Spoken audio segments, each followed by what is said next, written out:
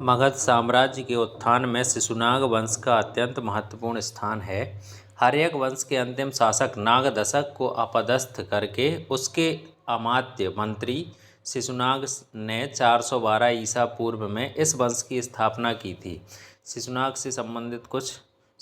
वंश से संबंधित कुछ जानकारी। प्रमुख शासक शिशुनाग 412 से 394 ईसा पूर्व।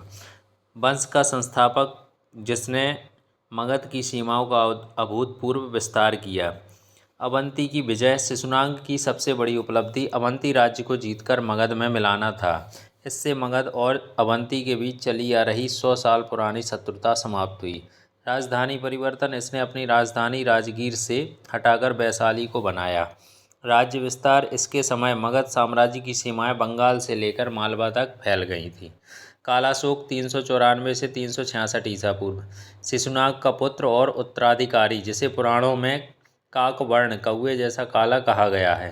राजधानी का स्थानांतरण। इसने अपनी राजधानी को पुनः वैशाली से पाटलिपुत्र वर्तमान पटना स्थानांतरित किया। इसके बाद पाटलिपुत्र ही मगध की स्थायी राजधानी बनी रही। द्वितीय बौद्ध संगीति।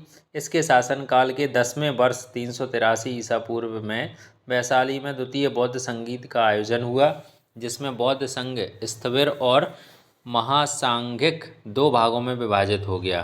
प्रशासनिक और राजनीतिक महत्व। शिशुनाग वंश ने मगध को एक क्षेत्रीय शक्ति से बदलकर उत्तर भारत का सबसे शक्तिशाली साम्राज्य बनाने की नींव रखी। शक्तिशाली सेना। इनके पास एक विशाल सेना थी जिसमें हाथियों और रथों का महत्वपूर्ण स्थान था। सीमा सुरक्षा। वैशाली को केंद्र बनाने से बज्जी संघ और उत्तर के अन्य राज्यों पर नियंत्रण आसान हो गया। वंश का अंत। पुराणों और महावंश के अनुसार कालाशोक के बाद उसके 10 पुत्रों ने मिलकर लगभग 22 वर्षों तक शासन किया। अंतिम राजा। इस वंश का अंतिम शासक नंदीवर्धन या महानंदिन था। नंदवंश का उदय। महापद्मनंद नामक एक व्यक्ति जो संभवतः कालाशोक के दरबार में कार्यरत था या उसके पुत्रों का संरक्षक था, ने नंदीवर्धन की हत्या कर दी और मगध पर नंदवंश की स्थापना की।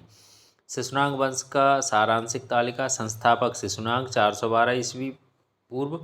राजधानियाँ वैशाली और पाटलिपुत्र। सबसे बड़ी जीत अवंती साम्राज्य का विलय। धार्मिक घटना द्वितीय बौद्ध संगीत कालाशोक के काल में।